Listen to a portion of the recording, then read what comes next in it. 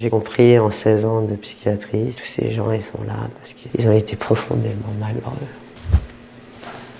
Et puis on essaie de se rafistoler les uns les autres. On fait la Sagrada Familia ensemble.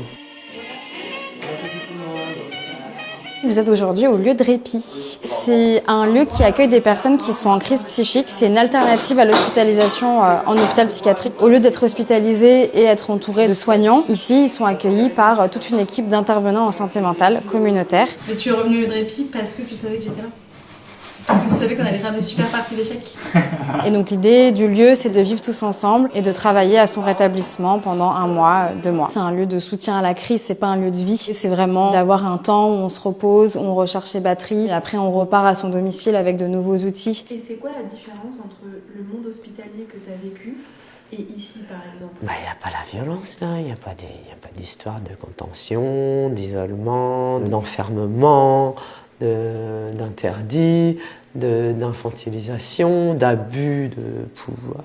On attache les bras, la taille, les jambes, puis tu restes comme ça, 4-5 heures, une violence comme ça, qui sont 8 à t'attraper, de te retourner pour te mettre une piqûre. Ça anesthésie les souffrances, mais ça ne travaille pas dessus. Il y a d'autres façons de guérir, c'est-à-dire par l'approche humaine. Approche-toi, lis. C'est le seul mot qu'on devrait savoir. Ici, les gens ne sont pas des patients, on les appelle des accueillis. Et en fait, le lien, il est différent. On n'a pas de blues, on ne vous voit pas les personnes. L'idée, c'est d'être tous ensemble, de cuisiner, de faire le ménage, de sortir. Les repas sont obligatoires. Midi et soir, on cuisine ensemble et on mange ensemble. Quand on doit se lever, ça fait partie du rythme, ça peut faire partie du rétablissement. Une fois que je suis partie, tu sais, on m'arrête plus. Hein. C'est ça le problème. C'est qui Mélanie? C'est une maman qui veut rester en vie. Et c'est une artiste qui a un grand cœur en mosaïque, qui survit grâce à ses couleurs. Je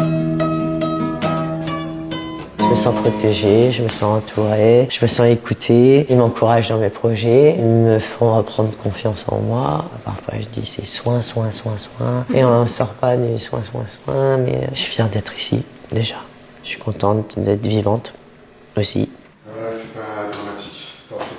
On peut tous se retrouver dans un lit d'hôpital en psychiatrie. Il suffit de ça. Il suffit d'un gros malheur, le cœur il monte au cerveau et bam. Je souhaiterais que d'ici quelques années, ce genre de lieu existe, pour que les gens en souffrance psychique puissent se rétablir au plus vite et dans les meilleures conditions. C'est vraiment ce visage-là que j'espère pour la psychiatrie future.